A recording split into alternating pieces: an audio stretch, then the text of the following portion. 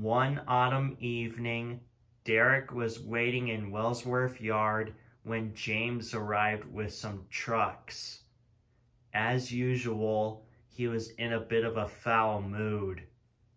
"Good evening, James," smiled Derek. "What's so good about it? These trucks have been a bother all the way here." "Well," said Derek proudly, "the Fat Controller's given me a special job.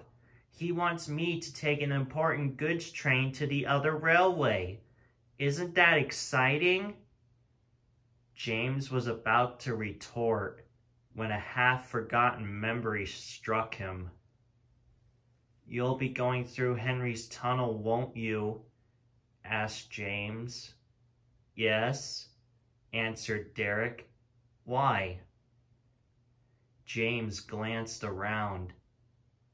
After Henry was let out of the tunnel, an engine known as 87546 broke down in Henry's bore. The guard went to get help, but when he came back, 87546 and his train had disappeared. "Disappeared?" asked Derek. "Surely he just went out the other side." "That's what the guard thought," said James, "but no one saw 87546 exit the tunnel. To this day, no one has ever found him or the passengers who were on his train." Derek was stunned. "But how?" he asked. "Engines can't just disappear into thin air." "No one knows," said James. "Some say he went back in time, others say he did leave and no one saw him, and some say it was a hungry monster." He paused. "But between you and me, I think the tunnel missed Henry's company and now wants to find another engine to take his place. Just try and make sure it isn't you." Derek gulped. Just then the guard blew his whistle, and still shivering, he rolled away. Derek was making good time and soon reached the work station without any trouble. But he couldn't help thinking about James's story. "A tunnel can't just come to life," he told himself. "It's just not possible. James was just pulling your coupling." But Derek's tone soon changed when he approached Henry's tunnel. Its large mouths seemed to swallow the rails, and no light shone through the other side. It looked like a gateway into nothing.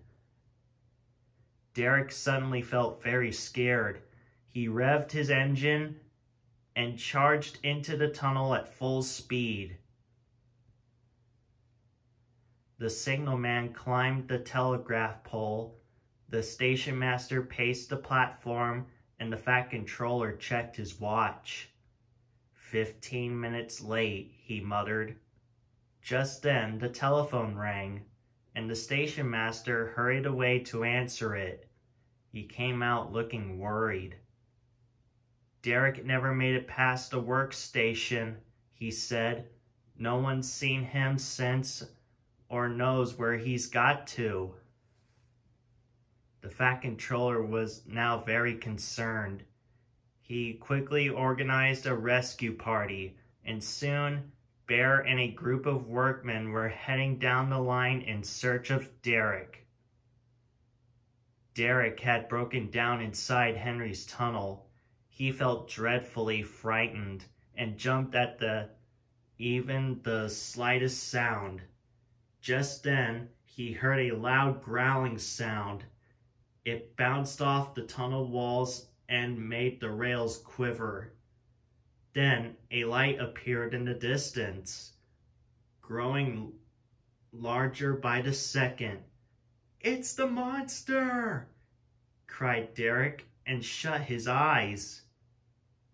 "Derek?" Are you all right? Derek cautiously opened one eye. It was Bear. Thank goodness, he sighed. Let's get out of here, please. Bear was quickly coupled up, and the two diesels set off for the other railway. Derek was happy to be out of the tunnel, but still felt a bit shaky. Is everything all right, Derek? Asked the Fat Controller. Derek recounted James's story. The Fat Controller smiled. Don't believe everything you hear, Derek.